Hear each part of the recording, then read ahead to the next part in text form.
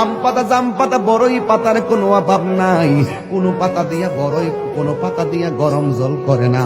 বড়ই পাতার পানি দিয়া কেন গরম জলটা করে? আম পাতা কি দোষ করলো, জাম পাতা কি দোষ করলো?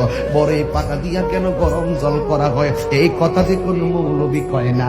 লাল কাপড়, নীল কাপড়, হলুদ কাপড়, কত কাপড় দেখলাম। কবরের কাপড়টা কেন ভাইজান সাদা?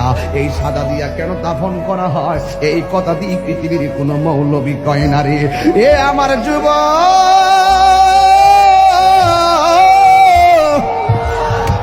কি দিয়ে বুঝাবো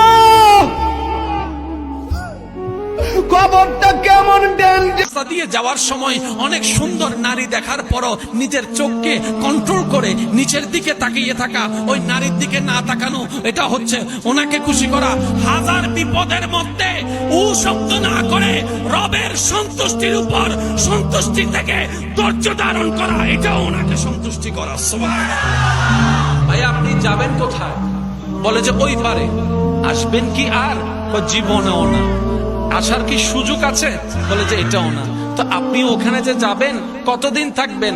বলে যে এটার শেষ আছে, ওটার কোনো শেষ নাই। সেজন্য যুবক ভাইরা একটা কথা মনে রাখবেন, বিড়ালের মতো 500 বছর বেঁচে থাকার কোনো লাভ নাই। সিংহের মতো এক ঘন্টা বাঁচতে চাই।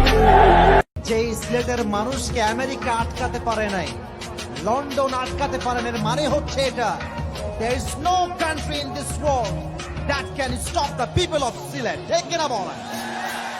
পৃথিবীতে এমন কোন দেশ এখনো তৈরি হয়নি যে দেশের মানুষ সিলেটের মানুষকে আটকে দিবে। ঠিক কিনা বলেন?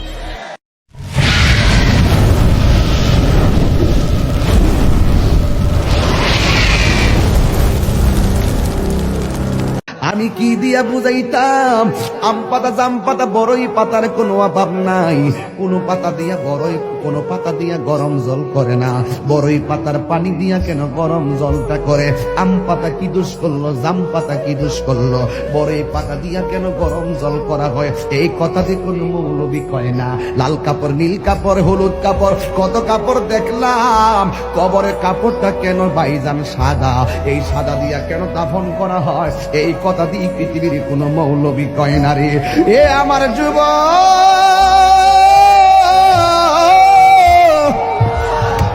কি দিয়ে বুঝাবো